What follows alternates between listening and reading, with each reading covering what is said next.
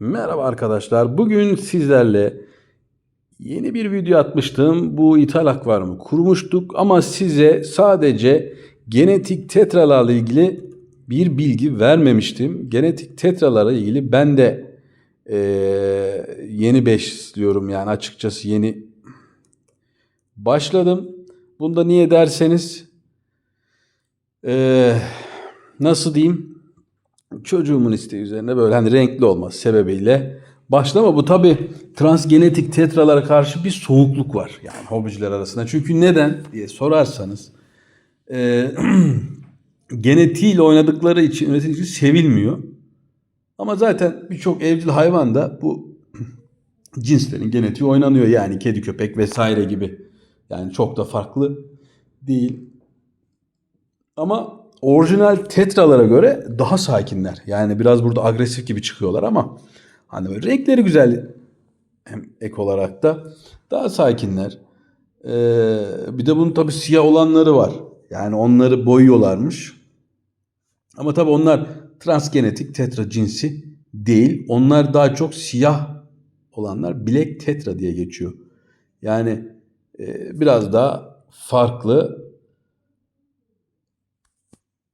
Ya bu da bunun yanında bu transgenetik diyoruz ama mesela bununla da tetrazonları da mesela böyle allı pullu etmişler. Böyle farklı farklı şekle sokmuşlar. Piyasanın geldiği halde çok da iyi değil. Ve bunu tabii ki en çok beğenen kadınlar ve çocuklar. Yani en çok bunu satın alıyorlar.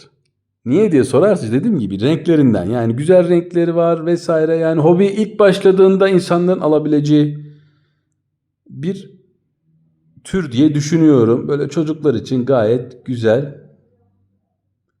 O yüzden mesela bir gün biri demişti ki mesela, ya bunlar işte yapay plastik gibi geliyor. Yani suda böyle hareket eden oyuncaklarmış gibi geliyor demişlerdi ama tabii gayet güzel yani. Biz şu anda ufak hobiye başlayanlar için uygun. Biz şimdi bu genetik tetralar tabii ben ne demiştim? Biraz daha böyle diğer tetra göre sakinler.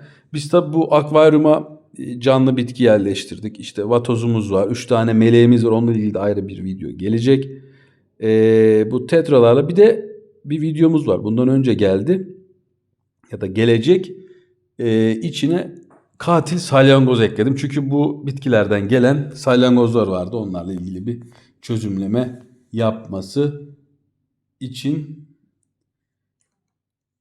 Ee, Yani mesela bazı balıklarda şöyle, mesela transgenetikte farklı bilgiler geliyor ama mesela birçok balığa boya enjekte ediyorlardı. Ama bunlarda böyle değil. Yani başka böyle embriyolardan, başka türlerden gen transferi yaparak renk kombinasyonları üretiyorlar.